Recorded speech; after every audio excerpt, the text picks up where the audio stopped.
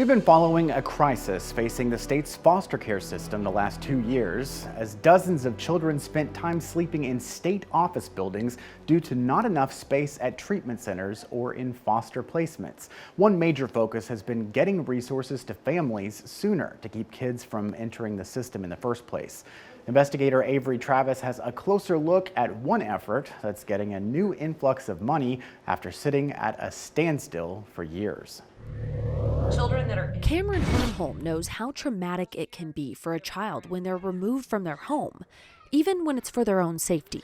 I personally am a former foster mother and am very aware of the system here in Texas. Texas has one of the highest rates of child removals due to alcohol or drug abuse by parents, national foster care data shows.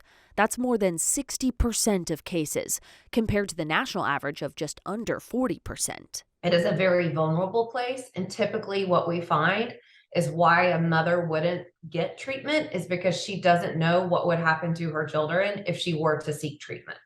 Do I lose my kid, or do I go and get treatment for an illness that I know I need help with? It's a cycle Hernholm and her team at the Dallas-based Nexus Recovery Center are trying to break. By keeping families together while treating pregnant women and mothers recovering from addiction, they can keep kids out of the Child Protective Services system.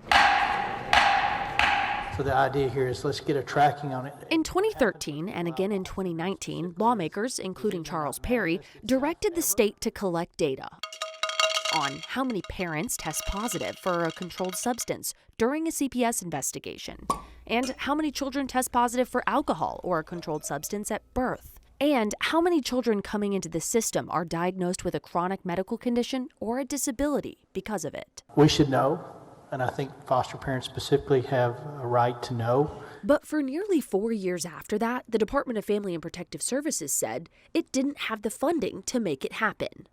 According to a memo released just earlier this month, the agency does track much of this information in the computer system housing children's case files. But it's in narrative form, so there was no way to pull it out to create this kind of report, other than manually reading every investigation. At the time, it said this would be too costly and time-consuming without additional funding. But then, just a few weeks later, after we started asking questions, the agency gave us this update. It says it found the money necessary to fix the system using existing state appropriations. Those updates are now scheduled for this fiscal year.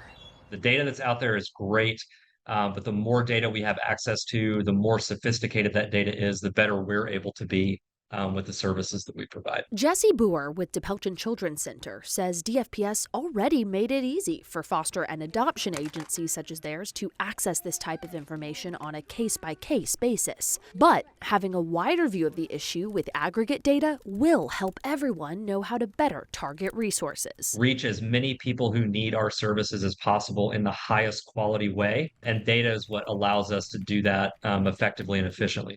Avery Travis for State of Texas. We'll follow that funding promise and any other updates regarding the foster care system from the upcoming legislative session. Leadership at DePelchin told us there are other measures DFPS currently tracks that are often used as potential indicators of substance use. For example, neglectful supervision. According to DFPS's most recent monthly report from October, neglectful supervision was found in more than 67% of CPS investigations in Texas. The people in charge of the Texas power grid say they're ready for winter, but they won't rule out the chance of rolling blackouts. The fact is the possibility exists. The calls out for needs to be met. We need to redesign the market to make sure there is enough generation and there's enough power. The long-term solution, one state leader says Texas needs to keep the lights on. But first, a growing number of Texans waiting in jail for months, even years, to receive mental health care treatment. How proposals in the next session could help cut down those numbers.